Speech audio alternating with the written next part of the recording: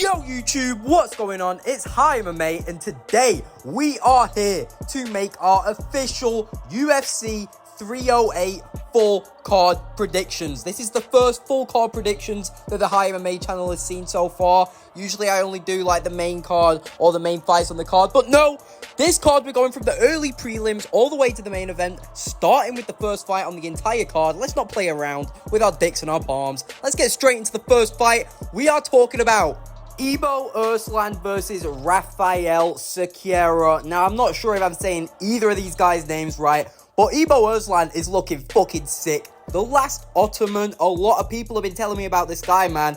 100% of his wins are coming by finish. He's only lost once, and it was like 6 fucking years ago. And he got a finish on the Contender Series, and in his first proper fight, he also got a finish. He's got heavy fucking hands. He's got that motherfucking Kurdish stare going on. Bro's light skin staring at me while I'm recording this is making me nervous, bro. I feel like this motherfucker's getting the win, man. Because you look at Rafael Secura, don't get me wrong, this guy's undefeated. He's got some beautiful rangy body kicks I saw in some of his fights. A really crafty, wiry kind of fighter, but I just don't know if his distance managing style and all of that is gonna work against someone like Ibo, who has the powerful leg kicks. He has the forward pressure.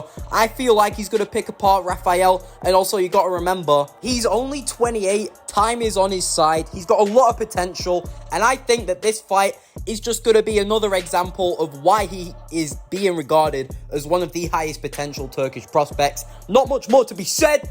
Usman by round 2 KO. Let's keep it stepping through the card, motherfuckers. Next fight we are talking about is Rinat Fakhretdinov versus Ruziboyev. Now, this is a fight that I am actually really excited for, and I feel like it is actually getting slept on by a lot of the MMA media right now. These are two super crazy fucking welterweights going at it. We've got Ruziboyev, who is just a fucking lab experiment, way too large for the division. And you've got Rinat Fakhretdinov, who just looks like he's designed for warfare. Look at this guy. He's got some danger in his eye, man. You can see it. This motherfucker has beaten Brian Battle. He's beaten Kevin Lee. Like, you know, these are both fighters that, you know, in general in MMA, people tend to have respect for. He's beaten them both. And this is someone that actively competes in grappling competitions. Where did Ruziboyev go wrong in his fight with Buckley, huh? In the grappling, because he's way too big for welterweight. I feel like Rinat's grappling advantage is gonna change this fight a lot, and it's gonna make it go in Rinat's way, if you get what I'm saying. I'm not really doing the best commentary here, my bad.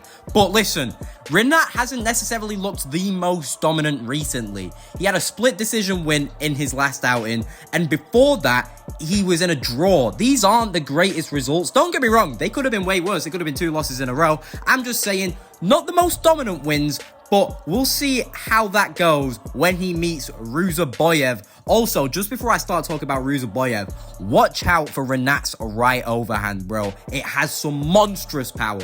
But speaking of Ruziboyev, there's not really much we can say. This is a mid-level fighter who should have stayed at middleweight. He's way too large for the welterweight division, and you'll see it in this fight. And if you want some proof, go back and watch the Joaquin Buckley fight, in which he just got fucking dominated.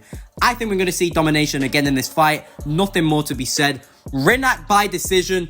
I honestly think that there could be a bit of a submission threat. There could be a TKO threat for all we know. But I'm thinking it's going to be a decision win. I think, you know, Ruziboyev is going to be able to last out this fight. I don't know if Rinat has that finishing ability, but we will see. Let's keep it stepping through the card, though. The next fight we are talking about is Maynardev versus Bruno Silva. Now, again, I'm not sure if I'm saying these motherfuckers' names right. They're coming crazier and crazier as the card comes on. But listen, I actually might be leaning towards old man Bruno Silva here, because Ismail has never really made himself look like the most dangerous or exciting of fighters in his career. You know, he went on a 2-fight loss streak and then got a guillotine win against just a bum opponent in Brave. Think about it. That's not even UFC. That's not even highest level. That's what he's coming straight off of right now. And don't forget, as you can see here, he's been in the UFC before. You want to know what happened when he was in the UFC? He got beat twice, including Sean Brady. Sean Brady beat him back in the day.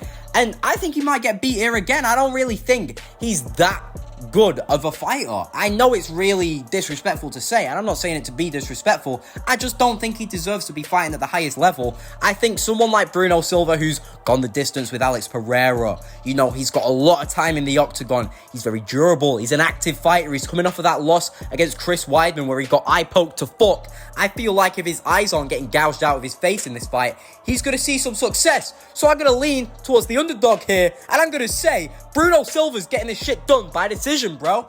I think he's got enough to hang in there on the feet.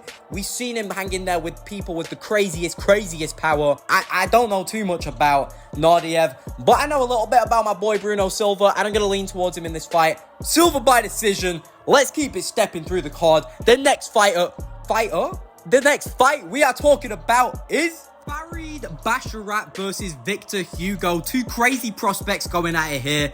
And honestly, I feel like going into this, Victor Hugo is getting counted out just on a crazy level, man. This guy's fighting out of shooter box. He's coming with some crazy submissions, bro. Just crazy submissions. This guy's not lost in like 10 fucking years. He's got way more experience than Farid. And I feel like Farid is just this massive favorite right now because I'm pretty sure he's got there's another Baszler brother, I'm pretty sure.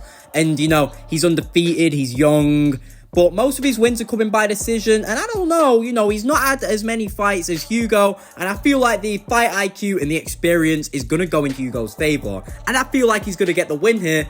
You know, Farid has a couple of submissions, so I'm guessing he's going to want to take it to the ground at some point. And I think going to the ground with someone who's fighting out of the same gym as fucking Charles Oliveira isn't a good idea, motherfucker. I'm picking Victor Hugo by round 2 submission. You know, this is another one of those fights. I don't know too much about him, just a little bit. So I'm using that little bit of my knowledge to make this prediction. And I think we're going to see an underdog submission finish win here. Let's keep it stepping through the card though. Nothing more to be said. Next fighter we are talking about is Justin Taffer, and he's going to be fighting Unzachukwu. Bro, these names are getting so hard to fucking say. But listen, my boy N, I'm just going to call him N because I don't want to sound like I'm taking the piss out of him. But listen, he's coming up from light heavyweight. He's fought some good names there. He's got some good distance management. He's a very long fighter. And he's taken the time to bulk up to heavyweight properly, which I think is going to go in his favor against a fat bag of milk like Justin Taffer, if we're being real. I mean, this motherfucker's 7-4. The Taffer brothers have proven to be a disappointment in the UFC so far, if I'm being real. And I think this is going to be a TKO win for Unzachukwu. Honestly, I think he's going to be able to find his distance, find his range, be popping off that jab. And I think eventually he's going to knock Justin Taffer the fuck out. No big, deep analysis needs to go into it, man. Unzachukwu by round 3 KO. Let's fucking go. You know, I'm not picking a Taffer brother. I'm not doing it again. It's not proven to serve me well in the times that I have done. Unzachukwu by finish. Let's keep it stepping through the card. The next fight we are talking about is Mateusz Rebecky versus Maynardev oral by. Two sick prospects in lightweight. I have spoke about this fight before on my channel, and you'll all know who I am picking. I am picking Maynardev oral by. I think there's a huge difference in the grappling ability. I think Mateusz Rebecky is way too small for the lightweight division. Oralbay's reach advantage is disgusting. I think he's going to be popping the jab out there. And I think Rebecky took quite a bit of damage in that Ferrera loss. You know, got absolutely fucking destroyed. I think that he's going to get TKO'd in this fight. I think it's going to be as a result of some ground and pound in round 2 by Oralby. I think Oralby is going to, you know, control the distance, work his jab, work in the wrestling. I think in the first round, we're going to see a lot of clinching against the cage whilst Oralby finds his takedown entries. And when he gets them, he's going to get Rebecky on the ground and he's going to pummel his face in. Don't get me wrong, this is a very bold pick. Rebecky is someone that has had an amazing win streak during his career, a really high potential fighter, but I think he's got high potential at somewhere like featherweight, not lightweight. He's not big enough for this division. And he will get manhandled in this fight. That's what I'm predicting. So I'm not going to get into the fucking details of, you know, Rebecky's career and tell you all these names. No, I'm just going to tell you my fucking prediction. He's losing this fight to Oralby. My goat, my caveman brother is getting it done. Let's fucking go. That's enough of all that though. The next fight we are talking about is Abus Magomedov versus Bruno Ferrera. This is going to be an interesting matchup here. It's either going to go really, really fucking boring or really, really fucking exciting. Abus Magomedov's path to victory is the boring one, and, you know, the rest speaks for itself. Looking at Ferrera's record, I want him to get the win here. He's had 2 fucking first-round finishes this year. You know, he's just got some insane power. That's the only word I can really use for it. He just looks like a fucking beast. The only thing that worries me is the fact that he did get TKO'd by Ruziboyev in the first round. Like, that is really concerning. But I'm just going to pray in his power, and I think he has the power to put out someone like Abus, who's been finished by Pillow Hand Strickland before. Now, speaking of Abus, he's only really lost to elite competition, you know, Caio Baralho, Strickland, like I said. The thing about him is he's just got a terrible gas tank like that. That's how he lost to Strickland. He just gassed out. And, you know, he's coming off of a win, but, like, the win wasn't really that good. And then before that, it was just losses. I'm pretty sure it was 2-fight loss streak. I just don't really think I can put too much hope in Magomedov, and I don't really think I can trust him to bring back the win. But I can put a bit of trust in the crazy fucking knockout power of Ferrera and the fact he's only lost, like, fucking once. So, for those reasons, I'm picking Ferrera by round 1 KO. Let's fucking go.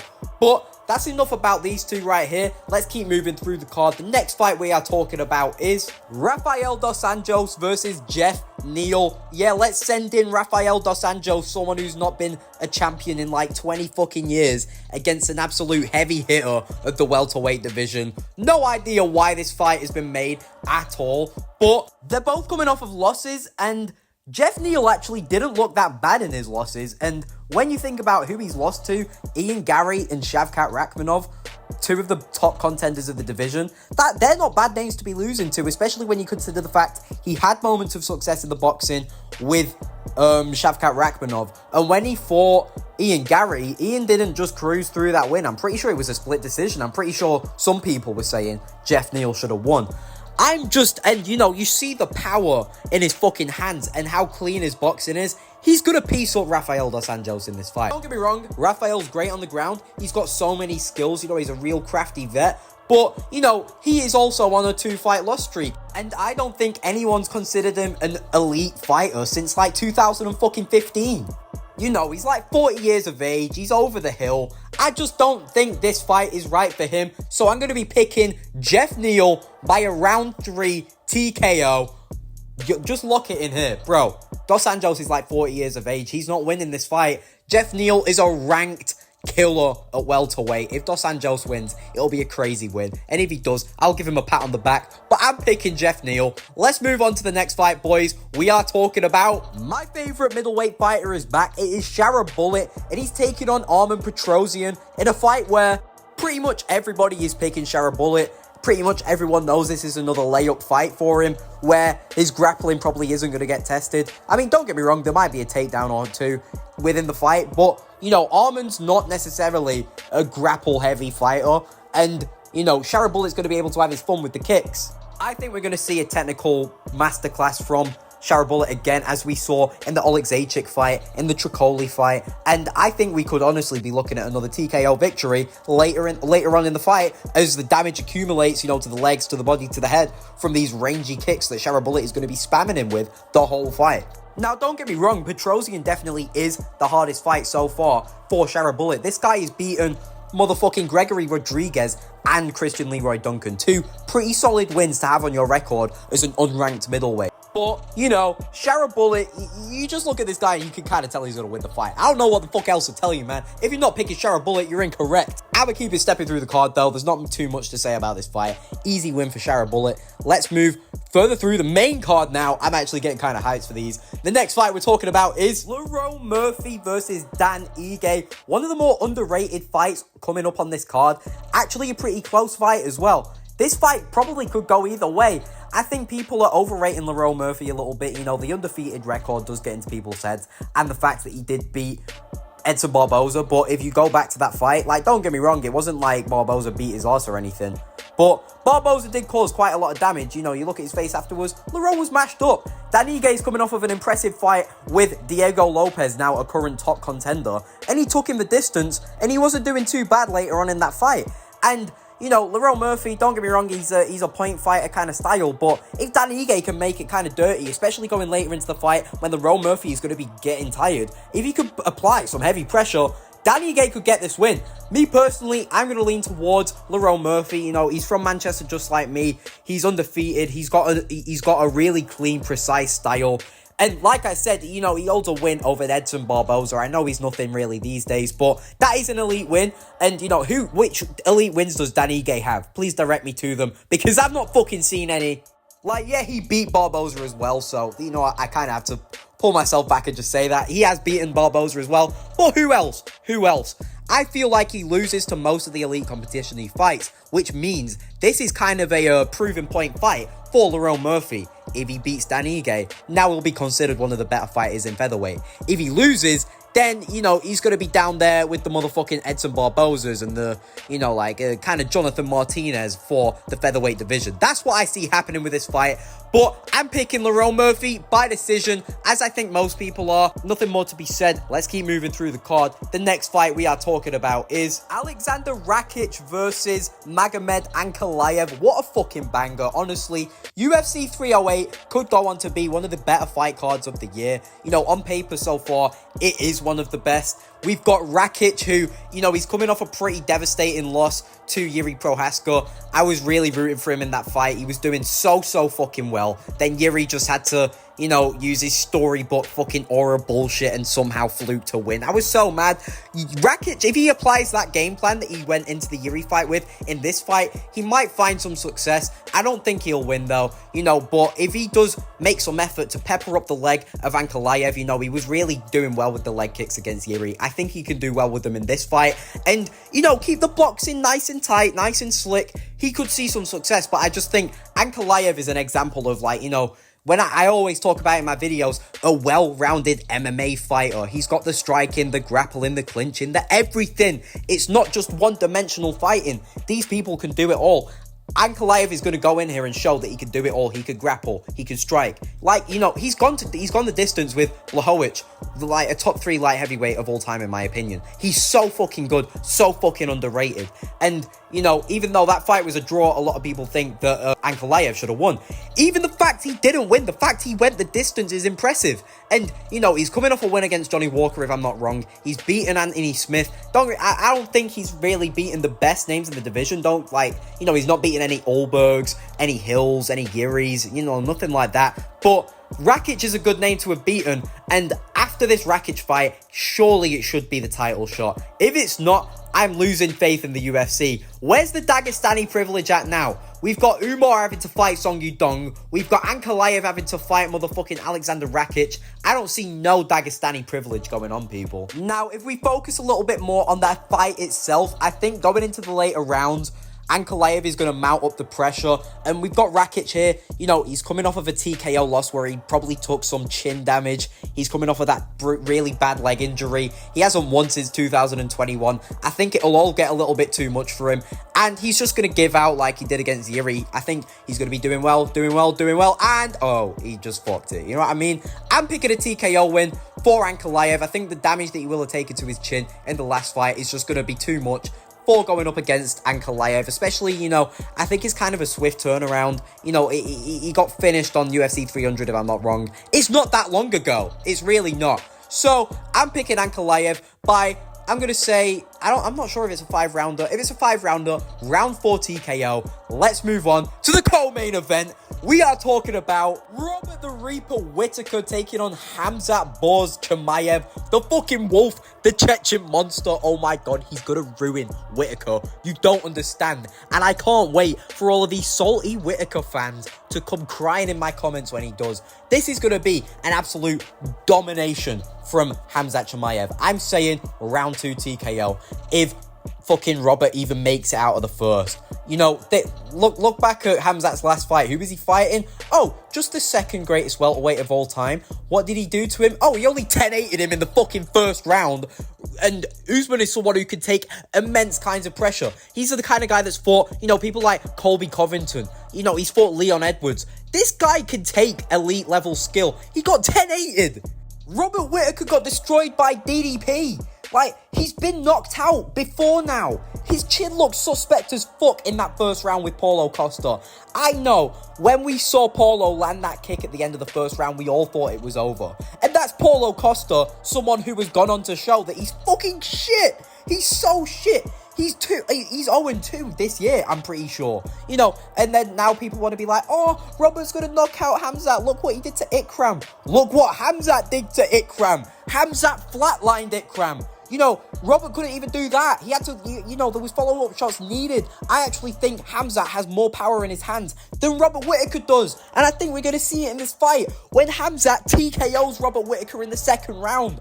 I don't need to get all technical with this shit. You look at what Khamzat does to people. You see the power of his chin. Bro, look at his fight with motherfucking Gilbert Burns. Absolute war. His chin was absolute iron. He didn't go out in that fight. Gilbert Burns was throwing for the fucking fences, man. And so was Khamzat. And trust me, if Khamzat swings for the fences against Robert Whitaker, he's going to sleep. I don't think there's any way that Robert can, you know, get through this fight. He's talking a lot in these interviews about his takedown defense and sprawling and cancelling out takedowns. Nah, you've got to be able to last out on the ground with Khamzat, because if you can't, he's gonna kill you, man. He's gonna kill you, bro. Like he says, he's going to kill, brother. I come here for everybody. I am the champ. I am the king. Bro, Khamzat's getting this win. I don't fucking care. Round 2 TKO. You can all cry in the comments. I don't give a fuck. Khamzat Chimaev for the fucking win. Future champ. I don't care, brother. We getting this win, brother. Let's go. Let's go. So yeah, I'm picking Khamzat. Super hyped up for this fight, as you can fucking tell. But let's move on to the main event. Oh, bro, I'm too fucking hyped for this shit, man. We've got Ilia Topuria taking on Max Blessed Holloway in the main event. A fight where Ilia Topuria is going to pick up the win. I don't care, bro. I see you all crying in the comments already. Ilia is going to get this win. He's got sick jiu-jitsu, and we thought seeing him use it for ages because he's been knocking everyone out in the meantime. And in his last fight, he just knocked out Alexander Volkanovski, who's beaten fucking Holloway 3 times. I'm not using MMA math. I have way more reasons to prove why Topuria is going to win. Don't you fucking worry. Name me any Max Holloway fight ever where he's fought someone shorter than him. Okay, now tell me why he was struggling in that fight. Exactly, because he was. He doesn't like jabbing down from head level. He struggled in the Edgar fights. He struggled in any fight with Volkanovski. And he's going to struggle against Topuria, who has the best boxing in the UFC. People want to say Max Holloway has the best boxing. No, he doesn't. He just has really good volume. But the thing is, the volume doesn't matter against a patient sniper like Ilia Topuria. Look at what happened to the Alexander Volkanovski fight. Volk came out there, took the first round off Ilia. And, you know, Ilia, you know, he took a tiny bit of damage. And then he went out there in the second round, waiting for the opening, and bang, knocked him straight, clean the fuck out. If he's going to be doing that to anyone, he'll do it to fucking Holloway as well. I don't care. Don't get me wrong, I do think Holloway's going to last a lot longer than Volkanovski did. You got to remember, Volkanovski was coming straight off of a knockout loss. So there is going to be more of a chance for him to get knocked out early.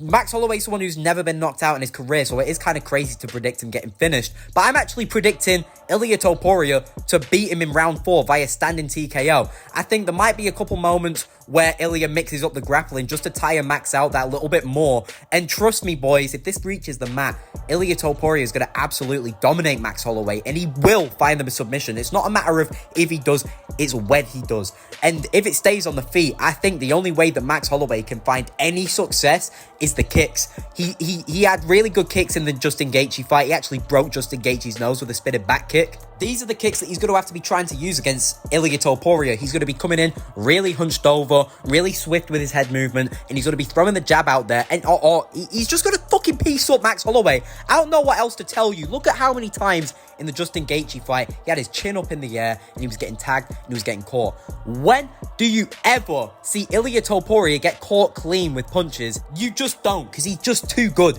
He's just too highly skilled as an MMA fighter for Max Holloway to take on. This is another example of the well-rounded MMA fighters we are now seeing just absolutely dominate the sport. You know, we've got our Islam Makhachevs, we've got our Ilia Topurias, we've got our Tom Aspinalls, just these absolutely insane fighters that could just do it all. And in this fight, we are going to see Ilia Topuria do it all. If it reaches the clinch, we're going to see Ilia dominate. We're going to see him using his judo throws. We're going to see him using his submissions on the ground, his submission attempts. He's going to dominate Max in every way, shape, or form in this fight. Bank on it. Bet on it. I don't care. Ilia Topuria is getting this win. And to the delusional Max Holloway fans that are saying that Ilia is going to get finished, tell me when he's been finished before. Undefeated record, motherfuckers. 16-0 soon. Title defense is coming Ilia Topuria's way. I am so excited for this card. UFC 308 has the potentiality to be the best card of the year. And I have just given you all of my predictions, so you know what's going to happen. I'm going to wrap the video up here. Thank you so much for sticking to the end of the video. I know it's been a long one. I hope you all enjoyed, and you know what I'm going to say. You don't have to like, you don't have to subscribe.